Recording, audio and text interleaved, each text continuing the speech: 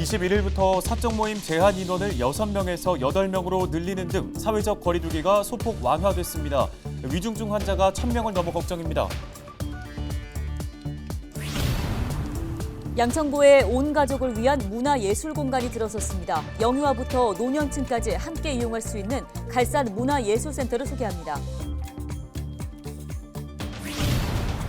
은평구가 올해 공동주택 관리 종합계획을 수립했습니다. 공용시설물 유지보수 예산이 늘었는데요. 단지당 최대 지원금이 기존 500만 원에서 1,000만 원으로 늘어났습니다. 서울시가 안심소득 시범사업에 참여할 500가구를 모집합니다. 지원 대상자로 선정되면 3년간 중위소득 85% 기준액과 가구 소득 간의 차액의 절반을 안심소득으로 지원받을 수 있습니다.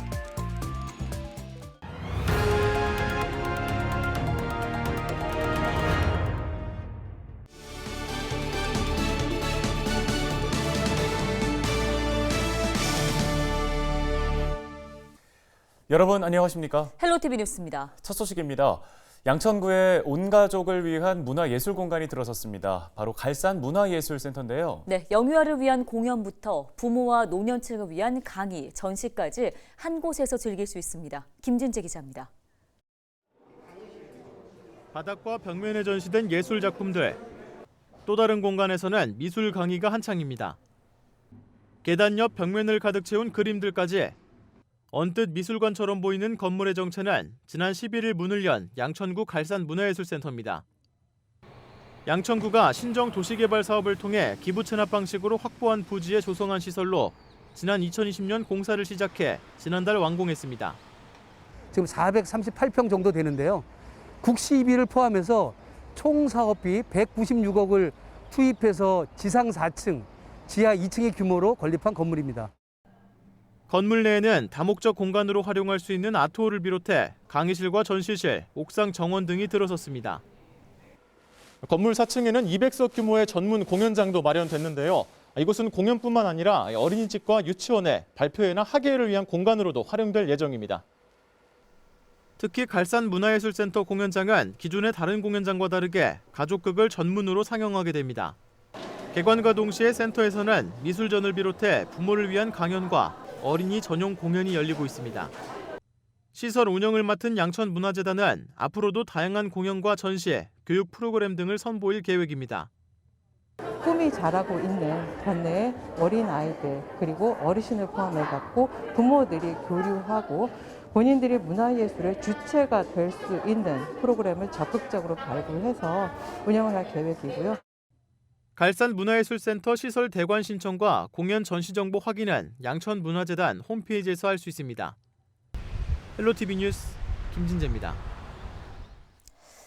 은평구가 올해 공동주택관리 종합계획을 수립해 발표했습니다. 공동주택을 지원 관리하기 위한 4개의 분야 22개 사업인데요. 은평구는 공용시설물 유지 보수 지원 사업에 지난해보다 2억 원 늘어난 3억 원을 투입하고 단지당 최대 지원 규모도 기존 500만 원에서 1,000만 원으로 증액합니다. 또 노동자 근로환경 개선을 위한 예산 1억 원도 지원하는데요. 이외에도 은평구는 공동주택 감사조례를 제정 시행하는 등 공동주택 관리 감독 기능을 강화해 나갈 계획입니다. 서울시가 안심소득 시범사업에 참여할 500가구를 모집합니다. 모집 기간은 오는 28일부터 다음 달 8일까지입니다. 지원 대상자로 선정되면 오는 7월 11일부터 3년 동안 중위소득 85% 기준액과 가구 소득 간 차액의 절반을 안심소득으로 지원받을 수 있습니다. 시는 올해 1단계로 기준 중위소득 50% 이하 500가구를 선정하고 내년에는 2단계로 중위소득 50에서 85% 300가구를 추가 선정할 계획입니다. 안심소득은 현행 복지제도 중 현금성 복지급여와는 중복해서 받을 수는 없습니다. 21일 0시 기준 서울의 코로나19 신규 확진자가 4만 1,078명인 것으로 알려졌습니다. 지역별로는 양천구에서 2,005명, 은평구 2,640명이 신규 확진 판정을 받았습니다. 연령대별로는 30대에서 전체 신규 확진자의 16.7%가 발생해 가장 많은 비중을 차지했습니다. 코로나19 관련 사망자는 전날보다 39명 늘어났습니다. 재택치료자는 34만 9,733명인데요. 이 중에 집중관리군은 약 20%인 6만 9,950명입니다.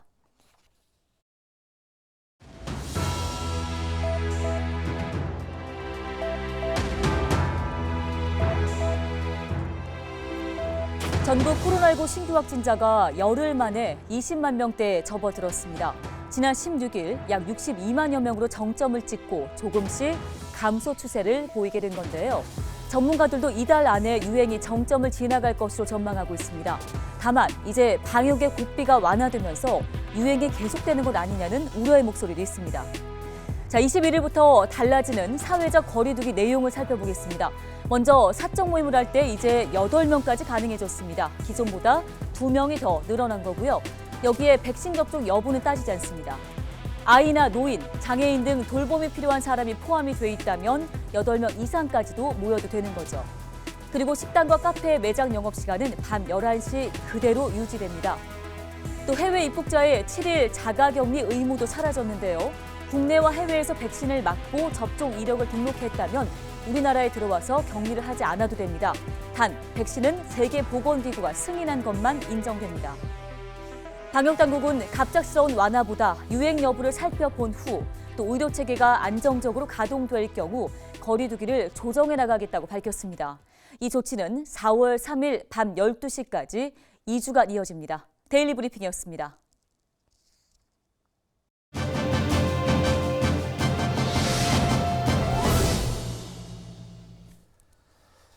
네, 21일부터 사적 모임 제한 인원을 6명에서 8명으로 늘리는 등 사회적 거리두기가 소폭 완화됐습니다. 네, 가톨릭의대 백순영 명예교수 전화 연결해서 관련 이야기 나눠보겠습니다. 교수님 안녕하십니까? 예, 안녕하세요. 예, 열흘 만에 일단 20만 명대로 내려서긴 했는데 신규 확진자는 계속해서 확대되고 있습니다. 이런 가운데 거리두기가 소폭 완화됐는데요. 우려와 기대, 다양한 목소리가 교차하는데요. 교수님께서 보실 때는 어떤 의견이십니까? 예, 지금 오미크론 유행의 정점이 지나가고 있는 상황으로 보입니다. 하지만 지금의 이 3, 40명 확진이 다음 주 정도가 된다면은 아마 정점을 다시 찍을지도 모르겠습니다만 다음 주 주말 정도가 된다면은 약 1,000만 명 이상이 감염이 되는 상황이기 때문에 우리 인구의 20% 이상이 자연 감염 후 면역을 얻게 됩니다. 또 지금 우리의 상황은 지속적인 방역 완화와 학생들의 개학, 대선까지의 여러 가지의 경과들, 또 이 상황들을 보면은 이 당분간은 유행은 지속될 것으로 보입니다만은 이 유행의 규모가 얼마나 될지 아직까지는 이 기간적으로는 알 수가 없습니다만은 뭐 길어도 한 달 정도 기본 방역 수칙을 잘 지키고 증상이 있으면 바로 진단 검사를 받아서 더 이상 전파를 막고 이 유행의 파도를 넘어간다면은 한두 달 안에 일상 회복이 가능할 수 있다고 기대하고 있습니다. 네, 확진자가 계속 늘면서 이 의료 대응 체계에 대한 우려도 큽니다. 실제로 병상 부족이 현실화되고 있는 모습이죠? 예, 지금 중환자 병실 가동률이 약 60% 후반대이고요. 오늘 지금 발표된 중환자 수들을 보면 1,000명을 넘고 있습니다.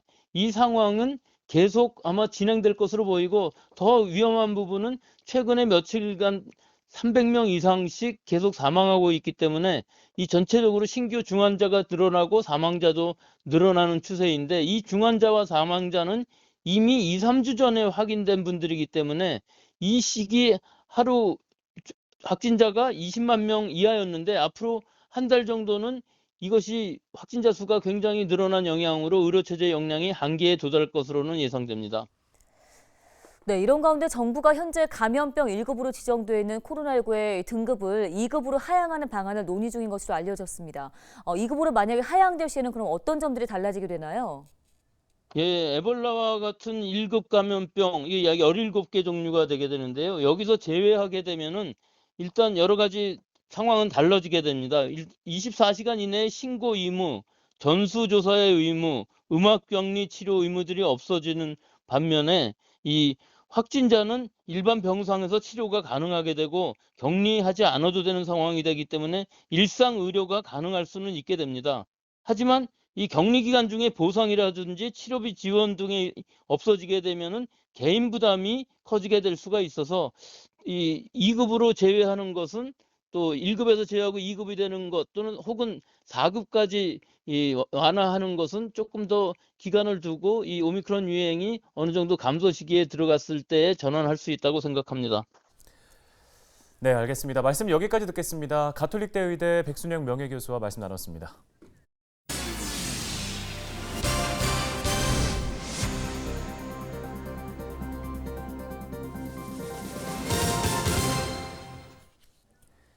양천구가 오는 31일까지 청년 점포 육성 사업 참여자를 모집합니다. 청년 점포 육성 사업은 점포 창업을 희망하는 청년에게 임차료와 리모델링 비용 등 초기 창업 비용의 일부를 지원하는 사업인데요. 청년 창업가가 사업 대상지와 아이템을 직접 기획하는 방식으로 진행됩니다. 모집 대상은 양천구에 거주하는 만 19세 이상, 만 39세 이하의 청년입니다. 사업 참여자는 점포 등 리모델링비의 50% 범위 내에서 최대 1,000만 원, 선정일로부터 1년간 월 임차료의 50% 범위 내에서 월 최대 120만 원을 지원받게 됩니다. 구는 서류와 면접 심사를 거쳐 5월 중 사업 참여자 4팀을 선정할 계획입니다. 은평구가 전국 남북교류협력지방정부협의회 소속의 서울 8개 자치구와 공동으로 남북미술 사진전을 엽니다. 전시회는 다음 달 17일까지 서울 중구에 위치한 향린교회에서 열리며 누구나 무료로 관람할 수 있습니다. 전시회의 주제는 백두산과 한라산의 만남, 약속 아카이브, 먼저 온 미래, 우정 등 4가지인데요.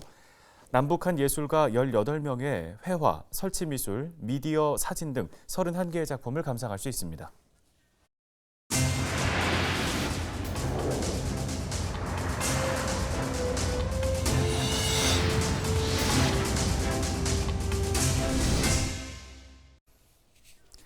뉴스 마칩니다. 네, 여러분 고맙습니다.